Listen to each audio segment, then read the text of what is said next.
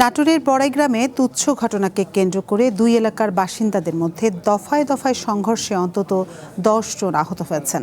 শনিবার সকালে মসজিদের মাইকে ঘোষণা দিয়ে শিবপুর ও কলোনি এলাকার বাসিন্দারা এই সংঘর্ষে জড়ায়। পরিস্থিতি নিয়ন্ত্রণে এলাকায় অতিরিক্ত পুলিশ মোতায়েন করা হয়েছে।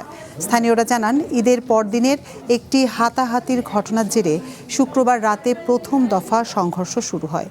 এরই জেরে শনিবার সকালে এক ভ্যান চালককে মারধরের পর মসজিদের মাইকে ঘোষণা দিয়ে উভয় পক্ষের লোকজন দেশীয় অস্ত্রসহ জড়ো হলেও আবারও রণক্ষেত্রে পরিণত হয় এলাকা।